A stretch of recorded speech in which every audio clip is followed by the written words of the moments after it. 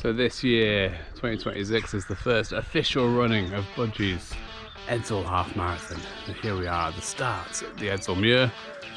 There's a park over there for the kids, the church, and some toilets over there, public toilets, really good, run by the community. Just a training run today. I'm just going to take you around the Edzell Half Marathon course and you can see a bit of it for yourself if you've not been in the area, if you've not been on the route before. So we run away from town immediately, out towards the countryside, out towards Muir and left not. We're just a few hundred metres outside of Edzell, half a mile, and it's already super quiet, super peaceful, rolling hills. Edzell Hill on your right there, looking over the distance to the Cairngorms almost, and the snowy hills over there. Yeah, beautiful.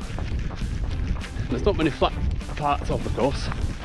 This bit's a little bit flat, as I'm sure the runners from last year's trial run in 2025 will attest. It is quite undulating, lots of elevation, lots of rolling hills. There's no steep hills really, but there are taxing hills on your legs.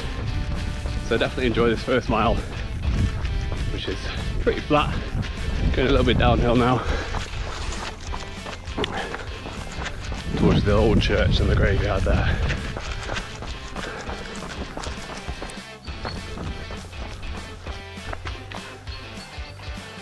It's a beautiful old location, lovely old trees.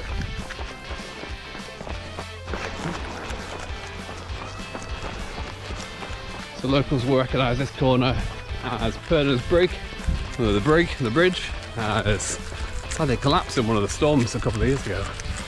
A few years ago it just disappeared, so we can't get across there unfortunately, but it's nice picnic benches, nice little beach for the kids to play and throw some stones. You can still see a lot of the damage and the devastation that was done from the storms about 5 years ago. They flattened the woods leading into Edzell from Inchfair and Brecon, and all around these little patch of trees, at least 50% of the trees were flattened in the area. Also these little rises, little undulating hills, you get these beautiful vistas as you crest the hills.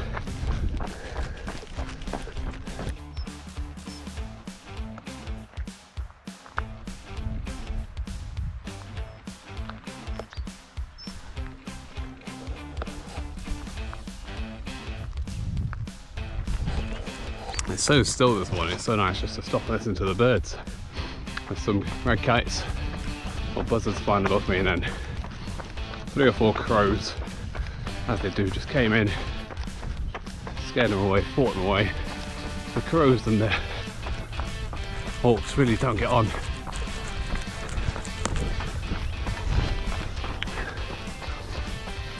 About 2.5 miles in now, at the top of the first big rise.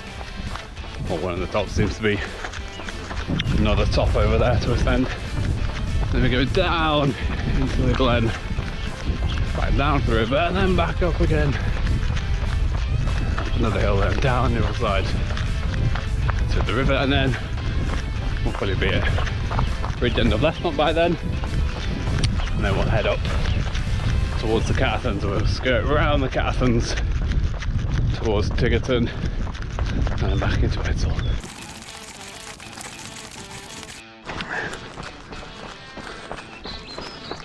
So that beautiful bridge crossing, then as soon as you've done that, you're straight into quite a steep hill for a good 800 metres or so. Concentrate on pushing here, feel the burn. Nearly at the top of the hill.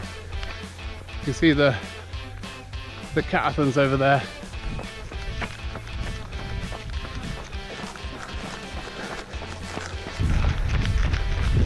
There's no trail particularly, so you won't need any trail shoes. Road shoes are totally fine.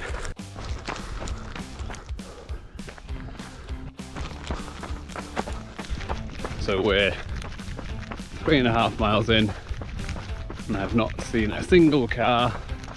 It's a fantastic area for training runs because you can run on the road for miles, not see anybody, not get disturbed by too much or any traffic. It's brilliant.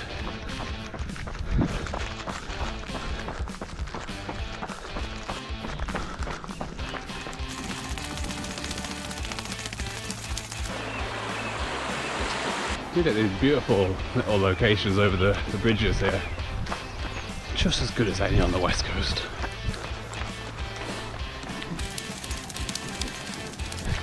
As you can probably see, we're still going up hills and down hills. Almost impossible to control your pace. So you've just got to have fun instead. And you crest this hill at New Bigging Farm, and in the distance you can see the biggest of the hills, road sections that you'll be running up in a few miles time, up and around the Cathans. It does look daunting, but you've done the training, you'll be fine.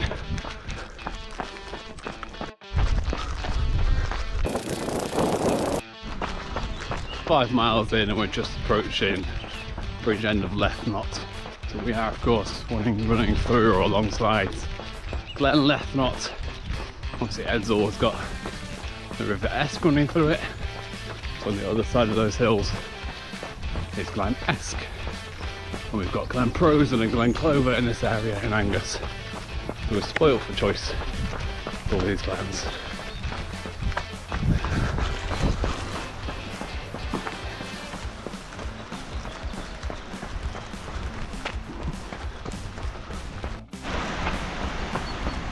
Obviously I'm running this at the end of February.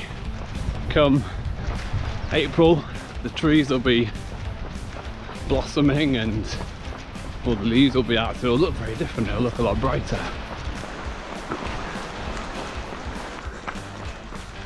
So you can head up that way past the old primary school up to the Wirren Hills, East Wirren, West Wirren. You can get lost for hours up in the hills up there. Lots of good Land Rover tracks.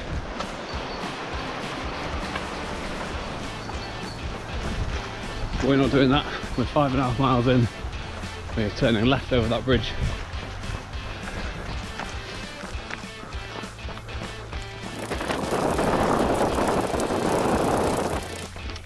Yeah, back into the hill climbing again. This little hill after Left Knot is really always gets me. And you get rewarded with a beautiful view.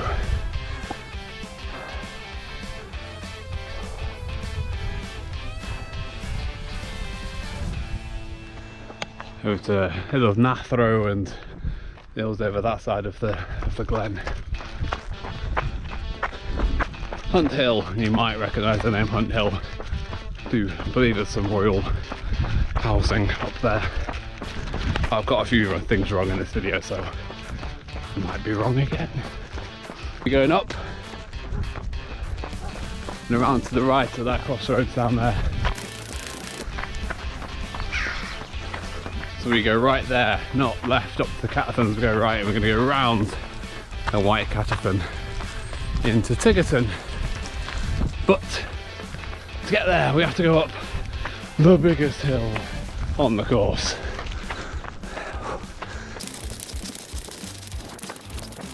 So we're at mile 6 roughly, so kind of halfway through the course. Then you got this big hill, but once you got this one out of the way, there's only little hills after this. Maybe one medium-sized one.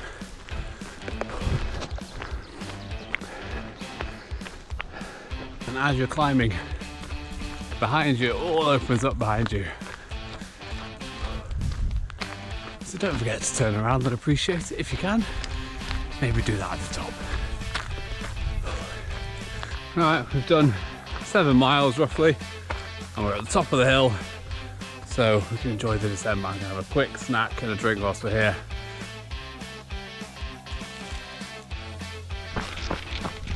I've put my sunglasses on because I brought them and I want the sun to come out, so hopefully it'll listen. This is a fantastic descent, so obviously what goes up must come down. A little bit of new road here. you get this beautiful descent down off the top of the hill down into Tickerton, Tigerton. And it's extremely runnable, it's not too steep, so you can get some really good pace up to make up for all that time you've lost on the uphill. You get a different view over this side.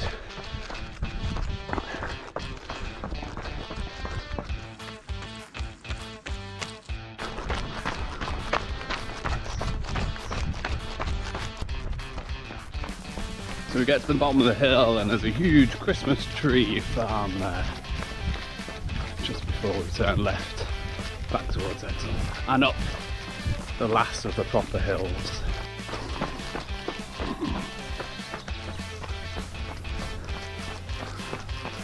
The sign says you've got 5 miles from this point, you've got one big hill to get over, and then it's a sprint finish back into Edzell and enjoy a cup of tea.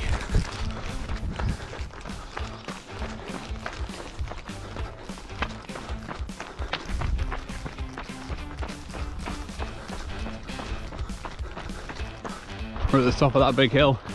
I've finally seen, after 9 miles, 8.5 miles, the first car on the route. As we crest over here, you can see Fetterken in the background. You might be able to see the coast on a nice day towards Montrose.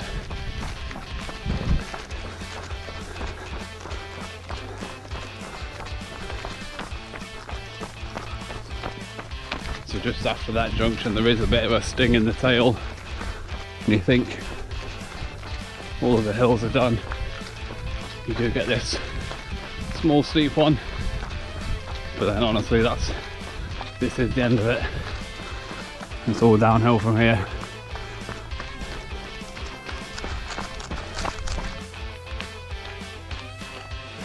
We're going left down here back into Edzell. The mile markers have run out, but you've basically got 1.5 miles to the finish from here. Well, the GoPro seems to have given up, so I'm changing my phone, but we basically cross that bridge and then come along here through the potholes. We're coming into Edzell now. Ringing the bell on the golf course. I've done a few extra miles than the 30, I've done about 16 miles, but the route is, didn't take it lightly. Silly, my heart rate's a mess, my heart rate's all over the place, but beautiful day. Yeah, almost done. Back into Edzell. We'll go back on the pavement, why not? We're going to take a left and find Alan's pre-warned off-road section.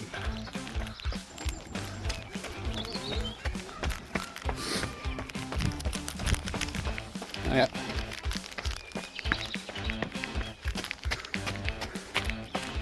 It's just a case of running along that road back to the Muir and to the finish.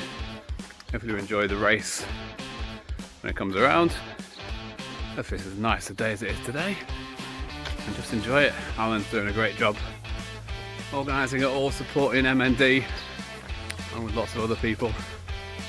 So yeah, good on him. Get supporting it, get training, get running, enjoy it.